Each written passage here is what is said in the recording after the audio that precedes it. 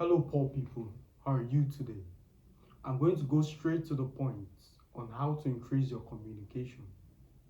Communication, as you've discerned, is a very important thing as touching life and destiny. This is something you do daily. You might as well get good at it. The reason I've always thought to myself when I'm with women, they're always like this, staring into my eyes. And I asked, why am I interesting? Why am I charismatic? Why am I confident? Why do I have all of these wonderful virtues? Is it because I'm blessed? Yes. But overall, I'm a phenomenal communicator. I know how to speak, what to speak, and how to say it. I can say it in such a way that it is appealing to the average individual. So communication is not just limited to what you say, but more so how you say it. Tonality is important as touching communication. But those are all intermediate level subjects. I want to stick to the basics. Something happened years ago in college. I went to the examination hall with my phone. But for the sake of context, what led to that issue was I lost $5,000 in trade. It was very sad to me at the time. It was a lot of money for me then. In fact, if I considered $5,000 a lot then, and you still consider $5,000 a lot now, imagine the devastation I felt at the time. Anyways, I walked into the exam hall, not conscious of my situation. I came late, it was painful to get out of bed. I finally arrived at the hall and I sat. 20 minutes into the exam, a shocking announcement was made. If you are caught with your phone, whether you're using it or not using it, 2 weeks expulsion. Not 2 weeks, 2 years suspension. Instantly, it clicked. I'm still with my phone. Hello, sir. Excuse me. I'm with my phone. Can I hand it over to you? No, he will not put me in that situation. The man beckoned on the professor of the course. In 2 minutes, I was already facing possible rustication. My script has been snapped. Quality assurance was beckoned upon. My phone seized. And things of that sort. Like the situation just escalated from 0 to 100. And I was thinking to myself, because this is a usual experience across all examinations. You can hand your phone to a lecturer, any lecturer of your choice. But in this case, he decided to escalate.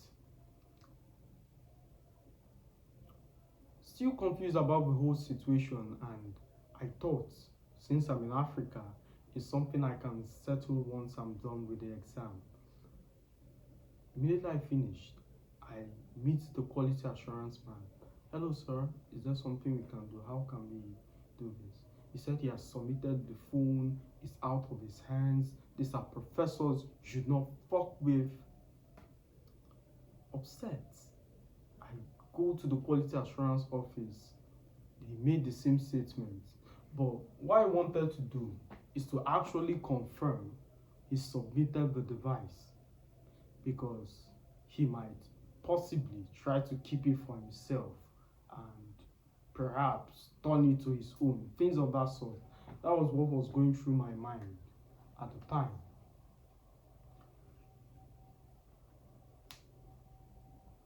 Finally, I meet with the professors and I explain my case. But due to the lack of inconsistency, one of the prof wasn't around in the process. He just came in the middle. So he wasn't around when I beckoned on the lecturer. He wasn't around when I handed over the phone. He was only around when I was trying to explain myself to the other prof Then he intervened. If you make noise, if you try and escalate the situation, if you misbehave, that's an extra 2 years suspension, of which I kept quiet. But I noticed something very interesting. I went to the director of the quality assurance. It's a woman, and I understand women, their mothers. So I was able to manipulate her emotions and explain the situation, that I've lost $5,000. There's nothing I've not done. The situation is depressing. I was the one who beckoned on the lecturer to hand him over my phone, and therefore it got seized. Communicate articulately my point, and she felt it. The same way you are, feeling the energy through the screen. Anyways, she called XYZ called XYZ. And after a series of phone calls, I got my device back.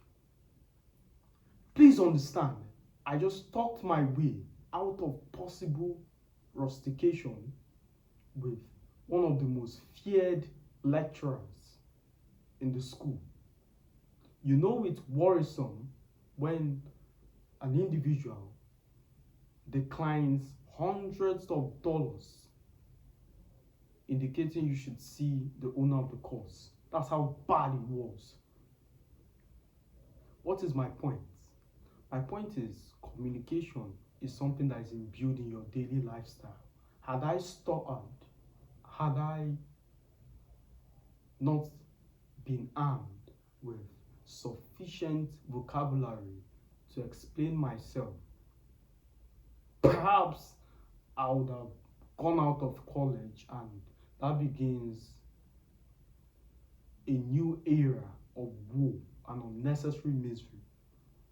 So there are things that should happen that should have not have happened as a consequence of lack of articulacy. The rejection should have not happened, but we're being weird, dweeby, and fidgeting. In all my experience, I analyzed as a professional. And as a professional, one of the things that helped me get away with that situation is what I'm about to share. One of the keys of effective communication is knowing your content. If you have no idea of what you want to say, even if you're a phenomenal communicator, you will still stutter. For instance, I am deficient in the knowledge of physics, chemistry, things of that sort. So trying to explain a concept about H2O, which is water by the way, at least I know that. But trying to explain those kind of concepts, I would be at a loss. I would stutter.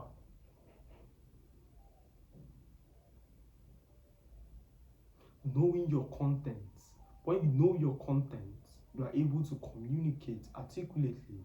You might not sound as good as me, but you understand the point. In fact, think back to the time you felt most confident in speech. It's most likely you were narrating a story, a movie you watched, something that happened, and there was a lot of passion, desire in your eyes. Why? You had a full understanding of what you want to say. And with full knowledge comes confidence. The reason you are unconfident when you approach the lady is because you don't know what to say. You don't know the entry point of conversation. Compliments alone don't work.